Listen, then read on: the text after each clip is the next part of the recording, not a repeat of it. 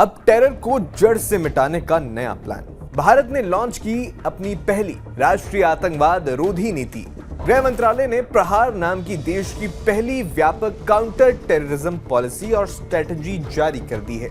ये कोई साधारण दस्तावेज नहीं है, बल्कि एक ऐसा मजबूत फ्रेमवर्क है जो आतंकवाद के हर रूप से निपटने के लिए पूरे देश को एक साथ लाता है। प्रहार का मतलब है वार या हमला, और ये नीति ठीक वैसे ही काम करती है। टेरर के खिलाफ पहले से हमला करने का प्लान। ये नीति खास इसलिए है क्योंकि अब तक भारत की अलग अलग एजेंसियां अलग अलग तरीके से काम करती थी, लेकिन अब सब कुछ एक छत के नीचे आ गया है। खुफिया जानकारी, पुलिस, सेना, कूटनीति, तकनीक और समाज सब मिलकर काम करेंगे। नीति में साफ कहा गया है कि भारत आतंकवाद के प्रति जीरो टॉलरेंस रखता है। कोई समझौता नहीं, कोई नेगोशिएशन नहीं, और सबसे महत्वपूर्ण ये कहती है कि आतंकवाद का किसी धर्म, जाति, नस्ल या सभ्यता से कोई लेना देना नहीं है। प्रहार के 7 मुख्य पिलर हैं, ये समझ लीजिए। प्रहार, PRAHAR, ये एक एक्रोनिम है। इसे आप ऐसे समझ सकते हैं कि हर अक्षर का एक पावरफुल मतलब है, एक सिद्धांत है उसके पीछे।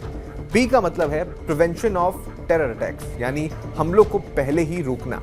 R का मतलब है responses which are swift and proportionate, त्वरित और सही अनुपात में जवाब। A का मतलब है एग्रीगेटिंग इंटरनल कैपेसिटीज, पूरे सरकार के साथ क्षमताओं को जोड़ना। H का मतलब है human rights and rule of law, मानवाधिकार और कानून का पालन। A का मतलब है attenuating conditions enabling terrorism including radicalisation, कट्टरपंथ और जड़ वाले कारणों को कम करना। A का मतलब है अलाइनिंग इंटरनेशनल एफर्ट्स, दुनिया के साथ मिलकर काम करना। R का मतलब है रिकवरी एंड रेजिलियंस, हमले के बाद तेजी से उभरना और मजबूत बनना।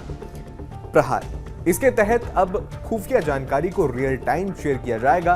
पुलिस पहली रिस्पॉन्डर बनेगी, NSG जैसी एलीट फोर्सेस बैकअप देंगी, NIA जांच करेगी, साथ ही online radicalisation, drone attack, crypto से फंडिंग, साइबर थ्रेट्स और बॉर्डर क्रॉस टेरर पर फोकस होगा। राज्य पुलिस से लेकर सेंट्रल एजेंसियां तक सबकी ट्रेनिंग और टेक्नोलॉजी अपग्रेड की जाएगी। नीति में साफ कहा गया है कि आतंकवाद अब जमीन, पानी और हवा तीनों मोर्चे पर है। क्रिमिनल हैकर्स और कुछ देश साइबर अटैक कर रहे हैं, इसलिए क्रिटिकल सेक्टर्स जैसे बिजली, रेल, एविएशन, पोर्ट्स, डिफेंस को सुरक्षित रखने की क्षमता बढ़ाई गई है। ये नीति एक बड़ा मैसेज भी है।